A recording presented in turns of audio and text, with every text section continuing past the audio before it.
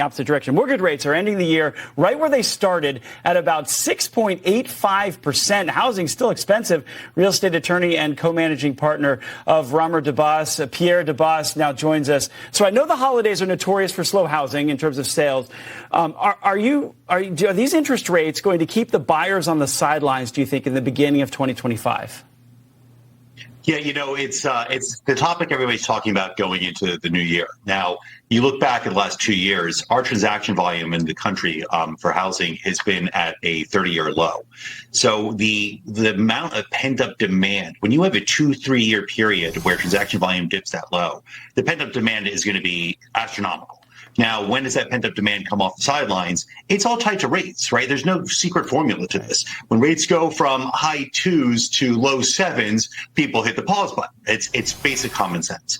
So when we're going to see an actual significant change in interest rates, which unfortunately we haven't seen, the Fed has had a number of cuts in the second half of this year, and it's not directly impacting mortgage rates. So if we sit here in the first quarter of next year, hopefully that you actually see mortgage rates decline in terms of timing with the seasonality of the housing market, which is usually the spring is the busiest time.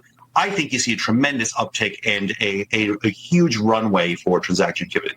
So we're going to see, PIerre, so what about the inventory? I mean, 23% of mortgages are under 3%, 60% of mortgages are under 4%, and 80% of mortgages are under 5%. If we're sitting north of 6.5% for mortgages, that'll limit the inventory, won't it? Absolutely. And that's why you haven't seen pricing come down. If anything, with what we're talking about, pricing's actually gone up the last few years. And it's exactly for that reason, is that there's no inventory in the market. We're not creating enough housing, which is a huge problem in this country.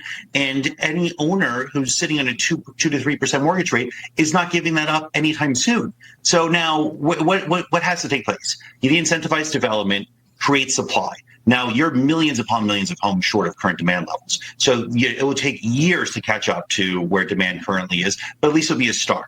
Secondly, if you have, discretionary moving, you can call it, where the rates aren't so far apart. If you're sitting on a 3% rate, you may be more inclined to move, upgrade, relocate if you're living in a 4.5% rate.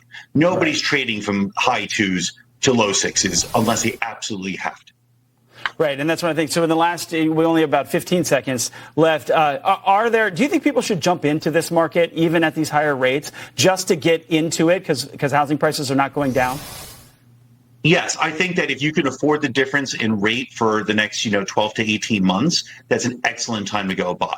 Be opportunistic, because when rates do come down and it's more affordable across the board, I think it's going to be pandemonium again, where demand for the housing market is going to surge and competition is going to be really, really difficult to match. PIerre Debbas, we're going to have to see what 2025 has in store. Appreciate it. Thank you. Thanks. Good to see you.